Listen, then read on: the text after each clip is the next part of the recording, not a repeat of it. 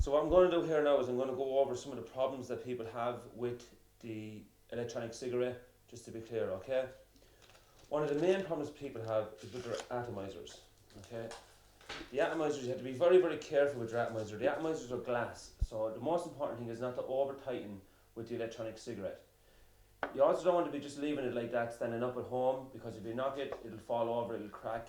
You don't want to have it in your pocket, anything like that. If you keep your atomizer safe, it will last you up to the 6 weeks.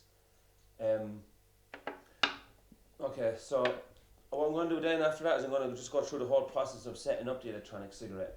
It's important. Another common problem is people have with their chargers blowing on them. What happens there is the fuse goes on them. So how you can prevent that is by just getting a bit of tissue, like so, and just drying in there the battery, giving it a good dry before you put it into your charger.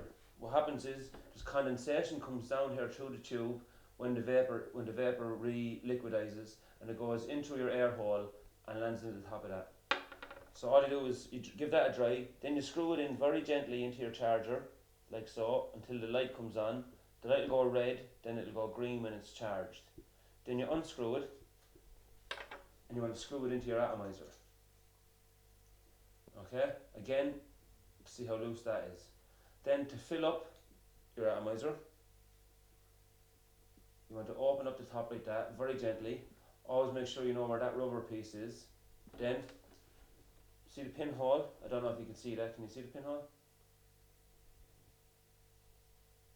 Okay?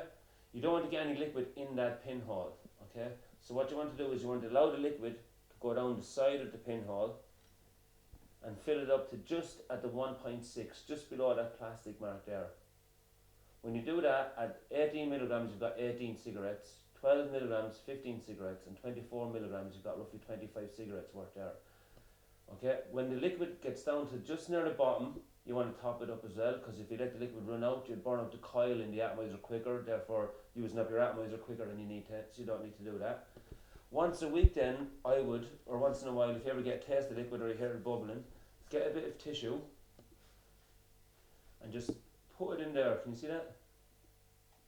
In around the mouthpiece like that, and just give it a little clean. The tissue will absorb the liquid. Then you can take it off, put the lid back on very gently. Everything is done gently. What you do then is you just give it a blow through like that until you get all the liquid out. You'll see the liquid coming out into the tissue. Then just screw it back onto your atomizer. To turn it on then, 1, 2, 3, 4, 5 clicks in 2 seconds turns it on. You can leave it on all day.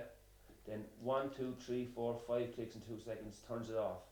When the battery is going dead, and it's very important as well, you have to let the battery go fully dead and fully charge it each time.